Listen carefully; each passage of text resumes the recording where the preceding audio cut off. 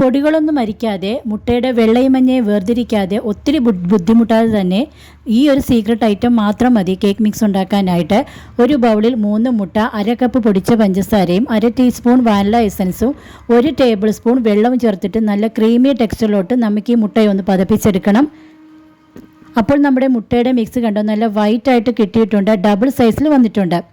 ഇതിൽ baking powder, baking soda ഒന്നും നമ്മൾ ചേർക്കുന്നില്ല. ഇതിൽ പൊടികൾ നമ്മൾ അരിക്കുകയേ വേണ്ട. ഇനി നമുക്ക് വേണ്ടത് മൈദ മിക്സ് ആണ്. അതായത് മൈദ 1/2 കപ്പ് മൈദ എടുക്കുക. ഇനി നമ്മുടെ സീക്രട്ട് ഇൻഗ്രീഡിയൻ്റ് ആയ കേക്ക് ജെല്ലാണ്. ഇതെല്ലാ ബേക്കിംഗ് ഷോപ്പിലും വാങ്ങിക്കാൻ കിട്ടും. 1 ടീസ്പൂൺ കേക്ക് ജെല്ല് നമ്മുടെ മൈദ ഇടുന്ന കൂട്ടത്തിൽ തന്നെ ഇട്ട് കൊടുക്കണം. 1 പിഞ്ച് ഉപ്പും കൂടി ഇട്ടിട്ട് നമുക്കിത് നല്ലതുപോലെ ഒന്ന് ബീറ്റ് ചെയ്തെടുക്കാവേ. ഒരു ക്രീമി ടെക്സ്ചറിൽ വരും. നമ്മുടെ വിപ്പിംഗ് ക്രീമൊക്കെ കിട്ടത്തില്ല, ആ ഒരു സ്റ്റേജിലോട്ട് വേണം നമുക്കിതൊന്ന് ബീറ്റ് ചെയ്തെടുക്കാനായിട്ട്. അപ്പോൾ നിങ്ങൾക്ക് കാണാൻ പറ്റുന്നുണ്ടല്ലോ, നമ്മുടെ ബീറ്റർ ഏകദേശം അതിൻ്റെ അകത്തോട്ട് ഒരു ബലം പിടിച്ച് നിൽക്കുന്ന രീതിയിലായിരിക്കും നമ്മുടെ ബീറ്റർ ഇപ്പോൾ നിൽക്കുന്നത്.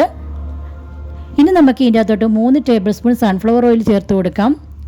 അതിനുശേഷം നമുക്കിത് വീണ്ടും നല്ലൊരു ക്രീമി രൂപത്തിലോട്ടാക്കി എടുക്കണം. വിപ്പിംഗ് ക്രീമിൻ്റെ ആ ഒരു രൂപത്തിൽ തന്നെ വേണം നമുക്ക് ഇനിയും കിട്ടാനായിട്ട്. നിങ്ങൾ ഉറപ്പായിട്ടും ഈ ഒരു മെത്തഡിലൊന്ന് ഈ വാനില ബേസിക് സ്പോഞ്ച് തയ്യാറാക്കി നോക്കണം. അത്രയ്ക്കും അടിപൊളിയായിട്ടുള്ളൊരു റെസിപ്പിയാണ് ഇത്. തുടക്കക്കാർക്ക് ചെയ്താൽ പോലും ഇതിൻ്റെ ബാറ്റർ താന്നു പോകുന്നൊരു പ്രശ്നമേ ഉണ്ടാകുന്നില്ല. ഇനി കേക്ക് ജെൽ അല്ലാതെയുള്ള ഞാൻ വാനില കേക്കിൻ്റെ സ്പോഞ്ചിൻ്റെ റെസിപ്പി ഞാൻ വീഡിയോയിൽ അപ്ലോഡ് ചെയ്തിട്ടുണ്ട്. അത് വേണമെന്നുണ്ടെങ്കിൽ അത് നിങ്ങൾക്ക് കാണാവുന്നതാണ്. ഇനി നമുക്ക് ഇത് കണക്ക് ഫോൾഡ് ചെയ്തെടുക്കണം സ്പാച്ചുലേക്ക് അടിയിൽ നിന്നും. അടിയിൽ മൈദയുടെ മിക്സ് ഉണ്ടെങ്കിൽ അത് പോവാൻ വേണ്ടിയിട്ടാണ്. ഇനി നമുക്കിത് ബേക്ക് ചെയ്തെടുക്കാവേ. എന്തായാലും നിങ്ങൾ കേക്ക് ഉണ്ടാക്കാനായിട്ട് സാധനങ്ങൾ ബേക്കിംഗ് ഷോപ്പിൽ നിന്ന് വാങ്ങിക്കുമല്ലോ. അപ്പോൾ ഈ ഒരു ഐറ്റം കൂടി നിങ്ങൾ ഇതിനു വേണ്ടി മുടക്കിയെന്ന് വെച്ചാൽ നിങ്ങൾക്ക് ഒരു നഷ്ടവും ഉണ്ടാകത്തില്ല. ഈ ഒരു റെസിപ്പി ഇതേപോലെ ചെയ്യുകയാണെങ്കിൽ നിങ്ങളുടെ കേക്കിൻ്റെ ടേസ്റ്റ് വേറൊരു ലെവലിലായിരിക്കും. അത്രയ്ക്ക് നല്ല അടിപൊളി ടേസ്റ്റാണ് ഈ ഒരു കേക്ക് റെസിപ്പിക്ക്.